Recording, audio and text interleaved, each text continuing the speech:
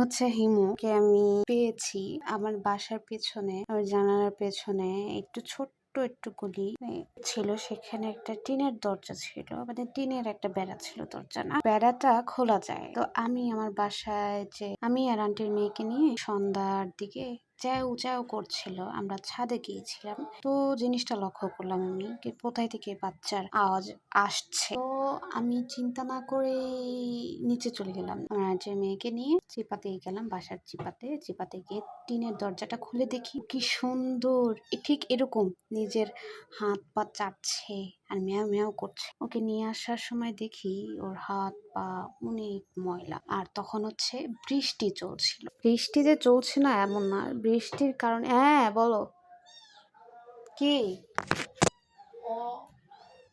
বউ ও হচ্ছে আমাকে না দেখলে ম্যাও ম্যাও করে এবং ক্ষুধা লাগলে ম্যাও ম্যাও করে, এবং সেই সাথে হচ্ছে ওর নামটা দেওয়া হয়েছে হিমু। ওকে নিয়ে আমি ভাবতে পারিনি কিভাবে খাওয়াবো। এই ফিটারটা ছিল, এই ফিটারটা আমি কিনেছিলাম দারাজ থেকে। আমি হচ্ছে কি বেবি বাচ্চা বিড়াল দেখলে মন চায় আমি ওগুলো নিয়ে আসি রাস্তা থেকে। আমি কেন জানি না আমি ফিটারটা এনে রেখেছিলাম, বাট আমার কেন মনে হচ্ছিল যে এই ফিটারটা এনে রাখা উচিত। তার 2 দিন পরে আমি এই বাচ্চাটাকে পেয়েছি আমার জানালার পাশে। তো নিয়ে আসছি।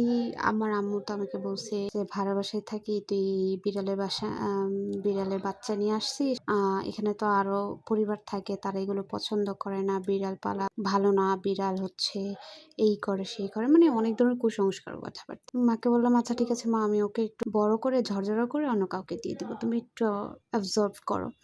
তারপর মাও আস্তে আস্তে হচ্ছে, মাও কি সুন্দর ওর জন্য দুধ নিয়ে আসে, মানে আমি পালার সাথে সাথে মাও কি সুন্দর দুধ নিয়ে আসে, কয় ওর জন্য খাবে না, ও খাওয়াবে না। আমার নীলু মানে ওই যে বড়, আর এটা আমার জীবনের প্রথম হবে আমি এত ছোট বাচ্চা বিড়ালের মা ছাড়া আমি পালছি, যেটা আমার জন্য খুবই খুবই একটা চ্যালেঞ্জিং। আমি এত ছোট বিড়াল কখনো পালিনি, আমি অনেক বিড়াল পেলেছি, চিন্তা ভাবনা করেছি আমি আর পালবোই না। বিড়াল মারা যখন যায় তখন আমি চিন্তা ভাবনা করি আমি আর পালবোই না। তারপর আবার দেখলাম কি না, বিড়াল ছাড়া আমার ভালো লাগে না, আমার জীবনটাই যেন কিরকম তিতা তিতা লেগে। তাই আমি কি করলাম, আমি হচ্ছে আমার অরেঞ্জ ক্যাটটাকে আমি অ্যাডপ্ট নিয়ে আসলাম আমার ফ্রেন্ডের কাছ থেকে।